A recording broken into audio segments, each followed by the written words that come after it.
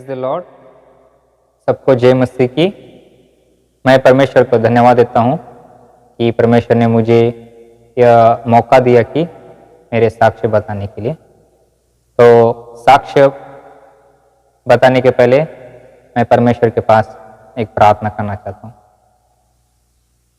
प्रेमी स्वर्गीय अनुग्रहकारी परमेश्वर पिता, महान पराक्रमी परमेश्वर, कभी न बदलने वाला प्रभु परमेश्वर, मेरे उद्धारकर्ता, सृष्टिकर्ता, सृजनारा, तारनारा, पालन पोषण करने वाला प्रभु, तेरे नाम को ऊंचा उठाता हूँ और धन्यवाद स्तुति के भेंट चढ़ाता हूँ।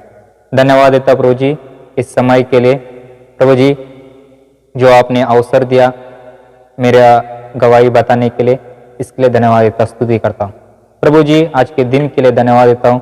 आपने मुझे, एक समय ऐसा था मैं पाप के कारण अनंत काल की उस मृत्यु और प्रभु जी विनाश की ओर जा रहा था, परंतु प्रभु मुझे बचाने के लिए आपने इस दुनिया में आए, मेरे बदले आपने मारा गए, दफनाया गया और फिर तीसरे दिन जी उठे। इसके लिए धन्यवाद देते, स्तुति करते हैं। प्रभु यीशु मसीह जो महान लहू आपने कलवरी क्रूस के ऊपर बहाया, उस लहू से आपने मेरे पापों को तूने धो दिया है, शुद्ध और क्षमा किया। इसके लिए धन्यवाद देते, स्तुति करते हैं। धन्यवाद देते प्रभु जी आपके ऊपर विश्वास करने से आपका संतान करा, इसके लिए धन्यवाद देते, स्तुति करते हैं। प्रभु जी आपने मुझे कभी छोड़ा नहीं, कभी त्यागा नहीं, इसके लिए धन्यवाद देते, स्तुति करता हूँ। क्रिस्त यीशु में मुझे यूहन्ना 14:3 वचन के अनुसार प्रभु जी एक अनंत काल की आशा दिया है। जहाँ पे आप रहते हैं वहाँ पे आप मेरे लिए आपके स्वर्गीय राज में जगह बनाने के लिए गए हैं। फिर से आप वापस आएंगे, मुझे लेके जाएंगे, आपके राज्य में रखेंगे। इसके अनंत काल की आशा के लिए धन्यवाद देते, स्तुति करते हैं। धन्यवाद देते प्रभु जी आपने किए अगणित उपकारों के लिए। प्रभु जी विशेष करके आभार मानते, स्तुति करते प्रभु जी जो गवाही बता के आपने मौका दिया, इसलिए आभार मानते, स्तुति करते। आप ही मुझे सहायता और मदद करें, मेरे गवाही के द्वारा आपके नाम की महिमा हो, यही विनती प्रार्थना करता हूँ। छोटी सी विनती प्रार्थना और धन्यवाद के भेंट मेरे जीवित खुदावंत यीशु मसीह के मधुमिठन सकते सुनो ग्रहण कीजिए, आमीन। मेरा नाम है स्टीफन देवदास मस्कनड़ी।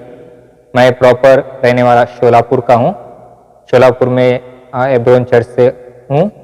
वहाँ पे हमारे चर्च के अंकल है, RL रूबेल अंकल। तो मैं पैदाइश से गवाही बताने के पहले थोड़ा सा मेरा परिवार के बारे में बताना चाहता हूँ। मेरा पिताजी का नाम है देवदास मस्कनड़ी और मेरा माताजी का नाम है एस्तेर देवदास मस्कनड़ी। और मेरे बड़े भाई है इमानुएल, वो पुणे में एमडॉक्स में जॉब करते हैं और उनकी बीबी एस्तेर केजिया है। और मेरा छोटा भाई है जोनाथन मस्कनड़ी, वो भी बी सिविल में जॉब करता है। और मेरी वाइफ है, उनका नाम है शारून, और बेटी है 3.5 साल की, मेरे बेटी का नाम है जेरुशा। तो मेरा नाम है स्टीफन देवदास मस्कनड़ी। मैं क्रिश्चियन फैमिली से पैदा हुआ हूँ।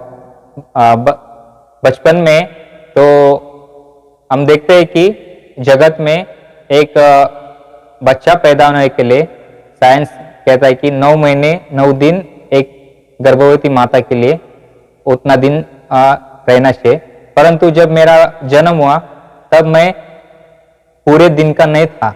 8वां महीना पूरा होने के बाद 9वां महीने का पहले दिन में मेरा जन्म हुआ। उस कारण से जब मैं मेरे माता के गर्भ में था, उस समय में जब मेरी माता की डिलीवरी हो गई 1 जनवरी के रात में, मतलब 2 तारीख आ गया 1990 में, तब मैं पैदा होने के बाद बहुत कमजोर था और वीक था, कम वजन वाला बच्चा था। और पैदा होने के बाद मुझे अस्थमा, दमा से और कई सारी छोटे मोटे बीमारी से पीड़ित था।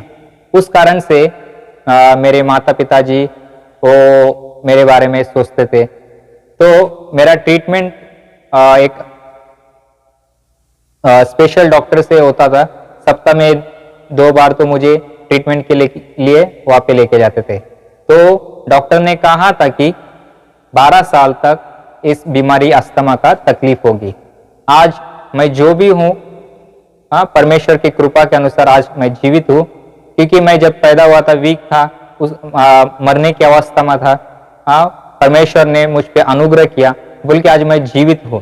तो मुझे याद है जब मैं 12 साल पूरा होने के बाद मेरे माताजी के साथ डॉक्टर के पास गया था तो चेकअप के लिए, उस दिन का याद है। उस दिन से आज तक मेरे उद्धारकर्ता प्रभु यीशु मसीह और मेरा चंगा करने वाला प्रभु यीशु मसीह ने मुझे आज लगभग 20-21 साल हुआ, एक दिन भी मुझे अस्थमा का तकलीफ नहीं हुआ है।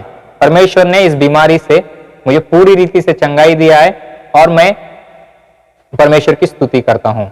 और मैं थोड़ा सा मेरे पढ़ाई के बारे में भी थोड़ा गवाही देना चाहता हूं।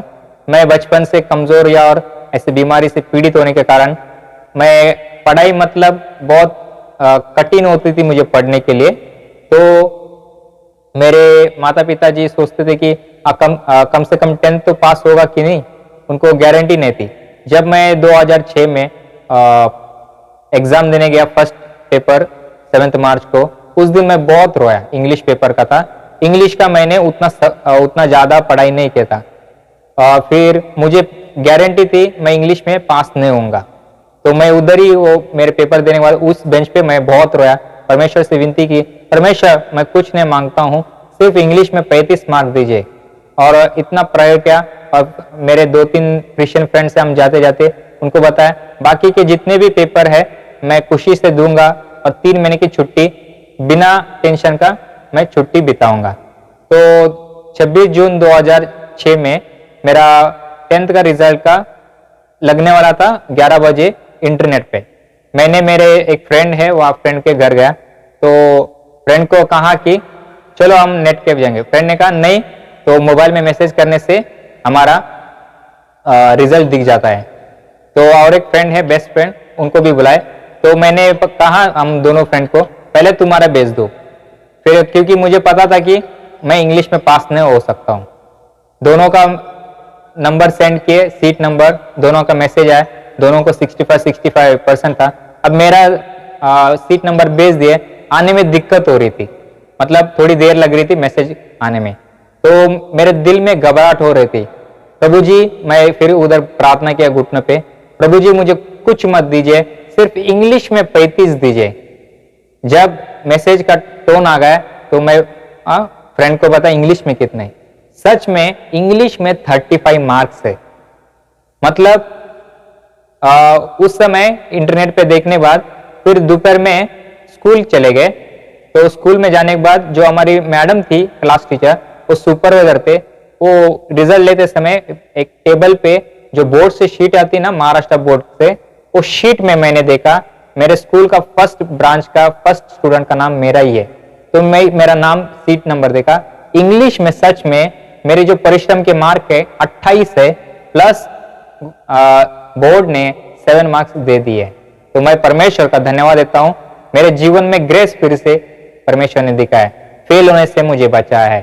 और फिर 12वीं कक्षा में भी मेरे शैक्षणिक में ऐसे ही फर्स्ट न्यू सिलेबस थे, इकोनॉमिक्स और साइकोलॉजी 2 विषय थोड़े हार्ड थे। तो उसमें भी परमेश्वर ने फेल होते होते 35 से मार्क्स दे के पास किया। मतलब परमेश्वर इतना महान है क्योंकि